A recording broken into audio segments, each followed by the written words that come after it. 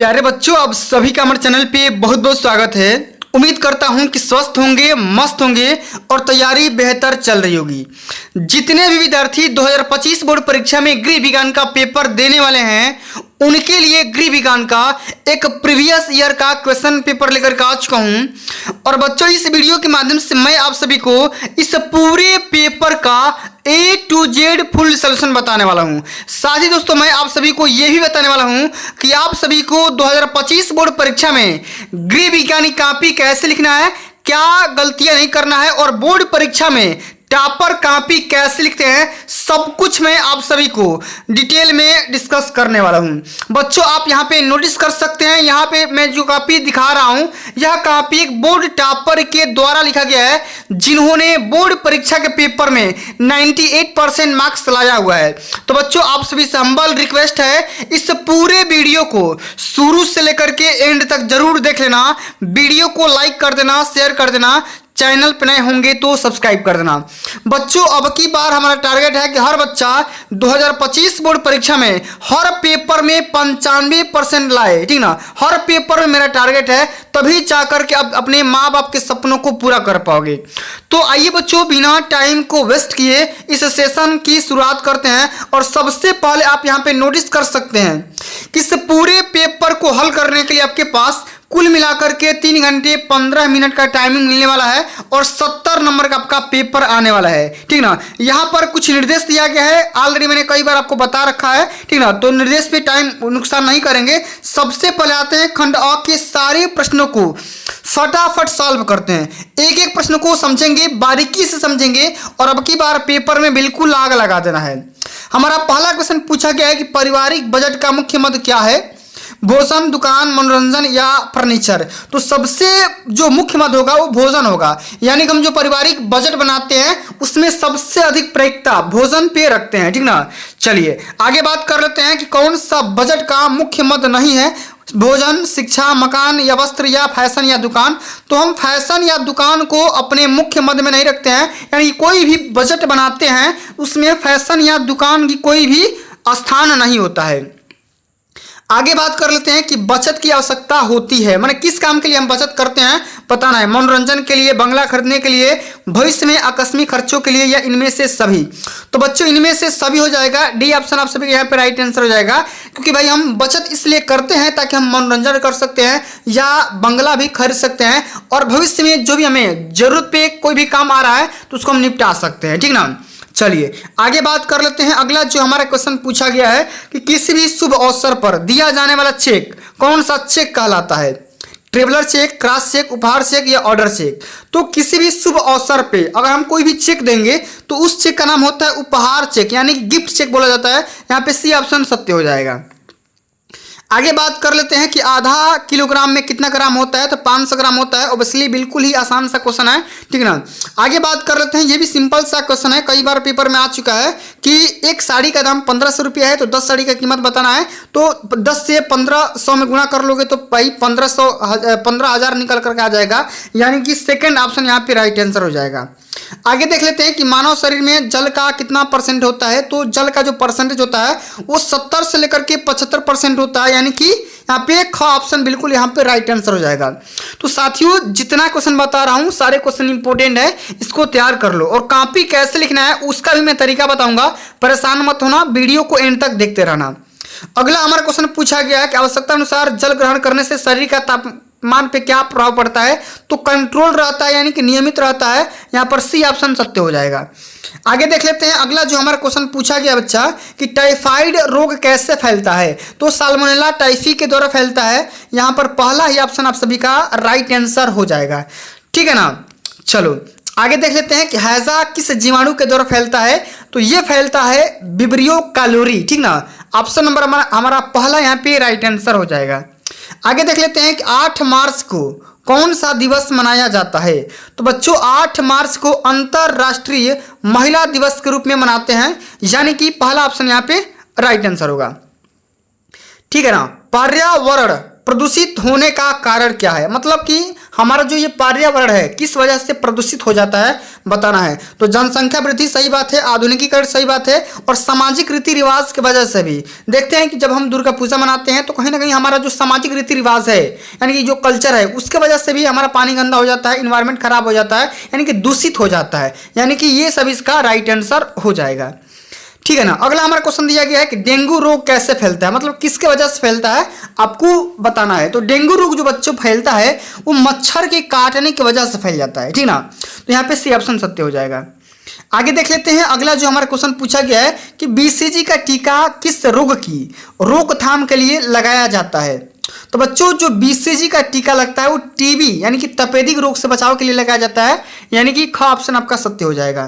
Carbohydrate का स्रोत है, मतलब कि कार्बोहाइड्रेट किसमें पाया जाता है, किसके सेवन से हमें प्राप्त होता है, तो ये प्राप्त होता है आलू। किसके वजह से, आलू से, यानी कि सब्जियों में ही ज़्यादा पाया जाता है, ठीक ना। चलो आगे देख लेते हैं कि अधिक भोजन शरीर के लिए क्या होता है, लाभकारी, हानिकारक, शक्तिवर्धक या इनमें से सभी।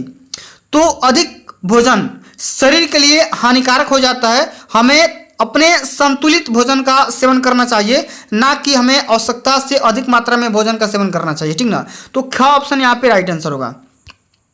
रोगी का भोजन होना चाहिए, मतलब कि रोगी का भोजन किस प्रकार का होना चाहिए, गरिष्ठ, चटपटा, सुपाच्य या बिना पका हुआ। तो बच्चों हम सभी जानते हैं कि रोगी का जो भी भोजन बनता है या होना चाहिए वो सुपाच्य होना चाहिए, यानी कि आसानी तरीके से पाचन उसका संभव हो पाए, इस प्रकार का उसको भोजन सेवन करना चाहिए।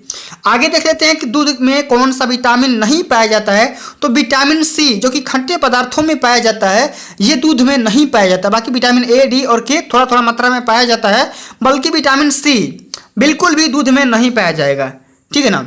आगे देख लेते हैं अगला जो हमारा क्वेश्चन पूछा गया है कि कौन सा अंग श्वसन तंत्र का भाग नहीं होता है, नाक, फेफड़ा या श्वसन तंत्र के, या यकृत या श्वास नली। तो बच्चों हम बात करेंगे लीवर या हाथ का, तो ये श्वसन तंत्र का भाग नहीं होता है। श्वसन तंत्र मतलब कि ये ऐसा तंत्र जिसके सहायता से हम सांस ले पाते हैं। तो भैया हम यकृत से सांस नहीं ले पाते हैं और ना ही हाथ से सांस ले पाते हैं, ठीक ना। चलिए आगे देख लेते हैं किस अंग में रक्त का शुद्धिकरण होता है, यानी कि ब्लड का प्यूरिफिकेशन किस अंग में होता है। तो ब्रिक में होता है, यानी कि किडनी में होता है, ठीक है ना। सेकंड ऑप्शन आप सभी का यहाँ पे राइट आंसर हो जाएगा, ठीक है। तो चलिए बच्चों खंड अ मैंने बता दिया, अब आप सभी को मैं खंड ब बता दे रहा हूँ। बिल्कुल इसी तरीके से समझेंगे, एकदम बिल्कुल आसान तरीके से, ठीक है ना। इसमें देखो आप सभी के अति लघु उत्तरी, लघु उत्तरी और दीर्घ उत्तरी टाइप के क्वेश्चन पूछे जाते हैं, और जो अति लघु उत्तरी आता है वो 21 से लेकर के 26 तक आएगा, ठीक ना, जो कि 25 शब्द में देना होता है, और हर एक क्वेश्चन 2 नंबर का रहने वाला है। तो हमारा पहला ही क्वेश्चन पूछा गया कि बजट में मितव्ययिता क्या होता है, ठीक है ना। तो इसको मैं सलूशन बताऊंगा, परेशान मत होना, पहले आप क्वेश्चन देख लो कि क्वेश्चन का लेवल क्या है, क्वेश्चन किस तरीके से पूछा जा रहा है। उसके बाद से मैं आपको कॉपी जो कि टॉपर के द्वारा लिखा गया है वो कॉपी में दिखाऊंगा, आप यहाँ पे नोटिस कर सकते हो, ये देख सकते हो। देखो इसी प्रकार से आप सभी को भी बोर्ड परीक्षा के पेपर में जो बोर्ड का कॉपी का फ्रंट पेज होता है इसी प्रकार से फिलअप करना होगा, और इसी प्रकार से आप सभी को खंड अ खंड ब का सलूशन करना होगा। इसी प्रकार से ब्लू और ब्लैक पेन का इस्तेमाल करना है, और इस प्रकार से लिखते हो तो आपका एक भी नंबर ना कटेगा, पूरा नंबर मिलेगा, 70 में 70 पा जाओगे, ठीक है। ट्रिक बताऊंगा, परेशान मत होना। सबसे पहले आप पेपर का पैटर्न समझ लो कि पेपर किस तरीके से पूछा जाता है, ठीक है। तो बजट में मितव्ययिता क्या होती है, सबसे पहले इसको समझाना है। राष्ट्रीय बचत पत्र क्या होता है इसका भी तरीका बताना है। कुएं कितने प्रकार के होते हैं ये भी आपको बताना है। पर्यावरण प्रदूषण के कौन कौन से कारण होते हैं उसके बारे में लिखिए, और वायु के द्वारा कौन कौन से रोग फैलते हैं इसके बारे में भी आपको बताना है। सिलाई किट किसे कहते हैं इसके बारे में, यानी कि 25 शब्द में लिखना होगा, ठीक ना। 2 नंबर यहाँ से पा जाओगे, ठीक है। चलो इसी प्रकार से अगर हम आगे बात कर लेते हैं तो लघु उत्तरी टाइप के क्वेश्चन पूछे जाते हैं, जो कि 27 से लेकर के 31 नंबर वाले क्वेश्चन पूछे जाएंगे। 50 शब्द के अंतर्गत इसका सलूशन देना है, और हर एक क्वेश्चन 4 नंबर का रहने वाला है, ठीक है ना। तो हमारा इसमें 27 नंबर क्वेश्चन क्या कह रहा है कि सिलाई किट किसे कहते हैं। तो आप यहाँ पे देख सकते हैं 26 नंबर और 27 नंबर दोनों क्वेश्चन सेम ही है, ठीक ना। तो बिल्कुल एकदम थोड़ा सा बढ़ा चढ़ा करके लिख देना है, इसमें आपका यहाँ से 4 नंबर पा जाओगे। तापक्रम चार्ट में आप क्या क्या लिखेंगे उसके बारे में समझाना है। टिप्पणी लिखना है, बफारा या भाप लेना किसे कहते हैं या क्या होता है, इसमें कौन कौन सा प्रोसेस होता है इसके बारे में समझाना है, और मुंह की अपेक्षा नाक से सांस लेना क्यों लाभदायक होता है इसके बारे में भी आपको बताना है, समझाना है, ठीक है। और भोजन परोसने का एक कला होता है और क्यों होता है आपको बताना है, ठीक है ना। तो 27 से लेकर के 31 तक देख सकते हैं जो कि लघुत्तरी है और 50 शब्द के अंतर्गत इसका आंसर देना होगा, ठीक है ना। तो सबसे पहले आप क्वेश्चन देख लो, मैं तरीका बताऊंगा कॉपी कैसे लिखना है और सारे क्वेश्चन का सलूशन भी बता दूंगा, ठीक है। चलो अब अगला जो हमारा सेक्शन आता है वो आता है दीर्घ उत्तरी वाला प्रश्न, ठीक है। अब इसमें क्या होगा, हर एक क्वेश्चन जो कि 6 नंबर का होगा और इसमें 3 क्वेश्चन रहने वाले हैं, ठीक है। 32 से लेकर के 34 तक और इसको 100 शब्द के अंतर्गत ही लिखना होगा। हमारा 31 नंबर क्वेश्चन क्या कह रहा है कि अस्थि भंजन के मुख्य लक्षण क्या होते हैं और अस्थि भंजन की सामान्य प्राथमिक चिकित्सा आप किस प्रकार करेंगी, इसके बारे में भी आपको बताना है। अगर आपको ये क्वेश्चन नहीं आ रहा तो छोड़ दो, कोई दिक्कत नहीं, अथवा करके ये दिया है इसको भी कर सकते हो। क्वेश्चन बोल रहा है कि अस्थि भंग में प्राथमिक उपचार क्या करना चाहिए, इसके बारे में आपको समझाना है, पूरा डिटेल में समझाना है। कम से कम 100 शब्द में लिखना होगा, तभी जाकर के आप यहाँ से 6 नंबर कलेक्ट कर पाओगे, ठीक है ना। चलिए इसी प्रकार से आगे बात करते हैं। टाइफाइड रोगी को रोग की अवधि में और स्वास्थ्य लाभ से किस समय किस प्रकार का भोजन देना चाहिए, आपको इसके बारे में समझाना है 100 शब्द में। अगर आपको ये नहीं आ रहा तो इसको भी छोड़ दो, अथवा कर दो कि मियादी बुखार में किस प्रकार का भोजन देना चाहिए, मतलब कि मियादी बुखार मतलब टाइफाइड में। तो जिस इंसान को टाइफाइड हो जाता है, ठीक ना, उसको किस प्रकार का भोजन देना चाहिए उसके बारे में डिटेल में आप सभी को डिस्कस करना होगा, तभी जाकर के पूरे नंबर पाओगे। अगला हमारा जो कि अंतिम नंबर क्वेश्चन है कि अतिसार रोग के कारणों, लक्षण एवं बचने के उपाय लिखिए, वर्णन करना है पूरा डिटेल में 100 शब्द में, ठीक है। 6 नंबर का आता है। अथवा ये भी नहीं आ रहा तो इसको भी कर छोड़ दो, इसको बताओ कि अतिसार रोग से बचाव के उपाय लिखिए, ठीक है। तो इस प्रकार से क्वेश्चन पूछे जाते हैं। अब बच्चों हम समझ लेते हैं कि भाई कैसे किस प्रकार से कॉपी भरना है, कॉपी कैसे लिखना है। तो बिल्कुल इसी प्रकार से आप सभी को कॉपी भरना है, अनुक्रमांक शब्दों में, अंकों में, विषय, प्रश्न पत्र, कोड वगैरह, परीक्षा का दिन, परीक्षा का तिथि, सेंटर का नाम वगैरह, इसी प्रकार से आप सभी को पूरा बढ़िया से डेट वगैरह भर लेना है, ठीक है ना। इतना करने के बाद अब आ जाओ, कॉपी का जो फ्रंट पेज होता है बिल्कुल इसी प्रकार का होता है। खंड भाव, अति लघु उत्तरी प्रश्न, प्रश्नोत्तर संख्या 21, इस प्रकार से आप सभी को हेडिंग लगाना है और इतना अच्छा से बिना ओवर राइटिंग किए ब्लू और ब्लैक पेन का कॉम्बिनेशन बना करके सारे क्वेश्चन को सीक्वेंस वाइज अटेम्प्ट करना है, ठीक है ना। और आप यहाँ पे देख सकते हैं इसी प्रकार से हाशिया खींचोगे, ठीक है ना। देख सकते हैं कॉपी कितना सुंदर और सुसज्जित टाइप का एकदम पूरा बढ़िया से दिखाई दे रहा है, ठीक है ना। ऐसा बोला जाता है कि first impression is the last impression. जितना ज्यादा कॉपी में शुरू से लेकर के अंत तक इंप्रेशन बना करके रहोगे उतना ज्यादा नंबर मिलने वाला है। तो हमारा पहला क्वेश्चन पूछा गया था कि बजट में मितव्ययिता का क्या अर्थ होता है।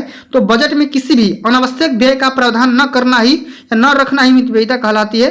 तो बिल्कुल एक लाइन का क्वेश्चन है, 2 नंबर यहाँ से पा जाओगे। इसी प्रकार से पूछा गया था कि राष्ट्रीय बचत पत्र क्या होता है, ठीक ना, कौन सी योजना होती है इसके बारे में लिखना था। तो राष्ट्रीय बचत पत्र डाकघर के द्वारा चलाई जाने वाली एक ऐसी महत्वपूर्ण योजना है, वर्तमान समय में इस योजना का एकमात्र ही प्रकार है, ठीक ना। मतलब बिल्कुल आसान तरीके से आप यहाँ पे लिख सकते हो। और यह 5 वर्षीय योजना है। इस योजना में 6.8% दर से ब्याज भी मिलता है और इस योजना के अंतर्गत आयकर के नियमानुसार छूट भी आपको प्रदान की जाती है, ठीक है ना। अब अगला हमारा क्वेश्चन पूछा गया था 23 नंबर की, कुएं कितने प्रकार के होते हैं। तो 4 प्रकार के होते हैं, उथले कुएं, गहरे कुएं, आदर्श कुएं, आर्टिजन कुएं। तो 4 प्रकार के कुएं का यहाँ पे नाम लिख दोगे, यहाँ से 2 नंबर पा जाओगे, ठीक है ना। चलो आगे देख लेते हैं कि पर्यावरण प्रदूषण के कौन कौन से कारण हो सकते थे, आपको यहाँ पे बताना था। तो कौन कौन से कारण हो जाएंगे। सबसे पहले तो घरेलू कचरे तथा कूड़ा करकट का जल में बहाया जाना, इस प्रकार से वर्जित मल, पेड़ों की अत्यधिक कटाई, उर्वरकों के उपयोग में निरंतर वृद्धि और वाहनों तथा चिमनियों से निकलने वाले जो धुएं होते हैं, इस प्रकार से हमारा जो होता है पर्यावरण प्रदूषित हो जाएगा, ठीक है ना। तो इसको कंट्रोल कैसे करेंगे, इन तमाम चीज़ों पे कंट्रोल करके इसको बचाया जा सकता है, ठीक है। अगर आप इस आइडिया के साथ कहाँ पे लिखते हो तो आपका एक भी नंबर ना कटेगा, पूरा नंबर पा जाओगे, ठीक है। चलो इसी प्रकार से वायु के द्वारा कौन कौन सा रोग फैलता है, इसी प्रकार से लिखना होगा।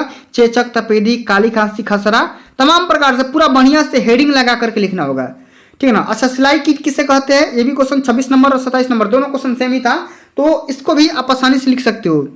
देख सकते हैं कि सिलाई किट के लिए विभिन्न उपकरणों की आवश्यकता होती है। इन उपकरणों को किसी भी थैले, डिब्बे अथवा बॉक्स में विधिवत रखा जाता है। सिलाई उपकरणों सहित इस डिब्बे, थैले अथवा बॉक्स को ही सिलाई किट कहा जाता है। बिल्कुल इसी प्रकार से आप सभी को 27 नंबर वाला क्वेश्चन करना है, जो कि मैं यहाँ पे लिखा नहीं हूँ, आपको अपने मन से वहाँ पे कर देना। 28 नंबर क्वेश्चन बोल रहा था कि भाई तापक्रम चार्ट किस प्रकार से वेरी करता है, क्या तरीका होता है, इसके बारे में आपको यहाँ पे बढ़िया से लिखना होगा। तो विशेष करके तीव्र ज्वर या अत्यधिक समय तक रहने वाले ज्वर रोगियों के तापमान का चार्ट बनाना आवश्यक होता है। इसके लिए दिन में जितनी बार जिस समय तापमान लेते हैं उसी के अनुसार रोगी का नाम लिख करके समय से अंकित कर लेना चाहिए। और आप यहाँ पे देख सकते हैं रोगी का नाम, आयु और रोग कौन सा हुआ है, उस प्रकार से यहाँ पे टाइम और डेट के साथ कब कब यहाँ पे टेम्परेचर इसको सेंस किया गया है, बढ़िया से साड़ी वगैरह बना करके लिखोगे ना तो नंबर पा जाओगे। ठीक है, चलो अगला हमारा क्वेश्चन है कि बफारा देना या भाप लेना क्या होता है, इसके बारे में पूरा बढ़िया से विधिवत समझाना है। तो बफारा देना या भाप से सिकाई करने का एक तरीका होता है गले में रोग जैसे गले का दर्द, शरीर का रोग जैसे गठिया आदि में बफारा देना लाभप्रद रहता है। यदि बफारे में कोई औषधि मिलानी है तो इसे खौलते जल में डाल देना चाहिए। सिर पर एक बड़ा सा तौलिया डाल दिया जाता है और इस रोग के सिर के साथ साथ बर्तन आदि को भी ढक दिया जाता है। तो इस प्रकार से आप सभी लोगों को पूरा बढ़िया से देखो, देख सकते हो ना कितना आसानी तरीके से लिखा गया है। ठीक है, और हमारा अगला क्वेश्चन था कि मुंह की अपेक्षा नाक से सांस क्यों लेते हैं, इसके बारे में देख सकते हो कितना बढ़िया से हेडिंग बना करके लिखा गया है। लिखा गया है कि नाक में उपस्थित बाल वायु में उपस्थित धूल के कणों व अन्य प्रकार की गंदगी को रोकते हैं, जिसके कारण फेफड़े तक पहुंचने वाली वायु गंध रहित होती है। इसी प्रकार से अगला पॉइंट लिख देंगे कि नाक से प्रवेश करने वाली वायु नाक तथा श्वास नली आदि की रक्त कणिकाओं को कोशिकाओं द्वारा गर्म की जाती है, अतः फेफड़े को गर्म वायु उपलब्ध होती है। अधिक ठंडी वायु फेफड़े के लिए हानिकारक भी मानी जाती है। इस प्रकार से लिख देना है। अगला हमारा क्वेश्चन पूछा गया था कि भोजन परोसने कला होता है और इसको कला क्यों कहते हैं, इसके बारे में समझाना है। आप यहाँ पे देख सकते हैं, इसी प्रकार से आप सभी को स्क्रीनशॉट ले लो और यहाँ पे तैयार कर लेना इस टॉपिक को। इसी प्रकार से आप यहाँ पे देख सकते हो 32, 33 और 34 जो कि दीर्घ उत्तरी वाले सेक्शन होते हैं। अस्थि भंजन क्या होता है, कितने प्रकार का होता है, किस प्रकार से कंट्रोल कर सकते हैं, पूरा स्क्रीनशॉट मार लीजिए। और इसी प्रकार से आप सभी को काफी यहाँ पे नोट डाउन करना है और इसी प्रकार से जाकर के इम्प्लीमेंट भी करना है। मैंने बोला ना शुरू में कि इंप्रेशन शुरू से लेकर के अंत तक जमाना है, तभी जाकर के पूरे नंबर पाओगे। इसी प्रकार से देख सकते हैं 33 नंबर क्वेश्चन की मियादी बुखार क्या होता है, इसके बारे में समझाना है, ठीक है ना, पूरा बढ़िया से। और अतिसार रोग से बचने के लिए कौन कौन से उपाय बनाए जा सकते हैं, उसके बारे में आप यहाँ पे देख सकते हैं कितना बढ़िया से लिखा गया है। तो प्यारे साथियों, अगर आप इस तरीके से होम साइंस की तैयारी करते हो और बोर्ड परीक्षा के पेपर में कॉपी लिखते हो तो पूरा नंबर पा जाओगे, एक भी नंबर ना कटेगा। ठीक है, तो प्यारे साथियों आज के लिए बस इतना ही। अगर ये वीडियो आप सभी को अच्छी लगी होगी, हेल्पफुल लगी होगी, तो वीडियो को लाइक कर देना, शेयर कर देना, चैनल पे नए होंगे तो सब्सक्राइब कर देना। जल्द ही मिलते हैं अगली वीडियो में, तब तक के लिए जय हिंद, जय भारत, वंदे मातरम।